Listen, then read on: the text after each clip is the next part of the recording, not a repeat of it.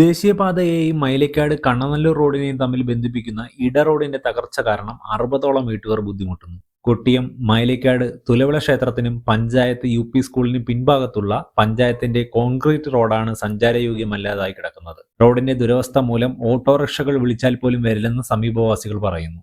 ഞങ്ങൾക്ക് ദിവസം ഒരു പ്രാവശ്യമെങ്കിലും, ചുരുങ്ങിയത് ഒരു പ്രാവശ്യമെങ്കിലും ആശുപത്രി പോകേണ്ട ഇതുണ്ട്. അത് രാത്രിയാണോ പകലാണോ, വണ്ടിക്കാരെ വിളിച്ചാൽ വണ്ടിക്കാരും വരത്തില്ല. വണ്ടിക്കാർ റോഡ് പൊട്ടി പൊളിച്ച് കിടക്കുന്നതുകൊണ്ട് വരത്തില്ല. അങ്ങനെ ഞങ്ങൾ വളരെ ബുദ്ധിമുട്ടിയാണ്, വളരെ വിഷമിക്കുന്ന ഒരു സ്ഥിതിയിലാണ്. എടുത്തുകൊണ്ട് കയറ്റേണ്ട ഒരു സ്ഥിതിയാണ് വന്നേക്കുന്നത്. റോഡിൽ പോകണം ഇല്ലാതെ ഈ വഴി കൊണ്ടല്ലാതെ വേറെ മാർഗങ്ങളൊന്നുമില്ല, വേറെ വഴികളൊന്നുമില്ല.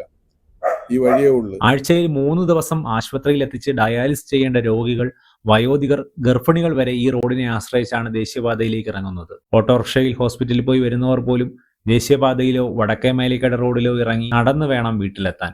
ഞങ്ങൾ നാട്ടുകാർ ചേർന്നിട്ട് പത്രത്തിൽ വാർത്ത കൊടുക്കുകയും പഞ്ചായത്ത് സെക്രട്ടറിക്ക് പരാതി കൊടുക്കുകയും ചെയ്തിട്ടുണ്ട്. മാസ് പെറ്റീഷനായിട്ട് കൊടുത്തിട്ടുണ്ട്. നടപടികളൊന്നും ഇതുവരെ ഒന്നും ആയിട്ടില്ല.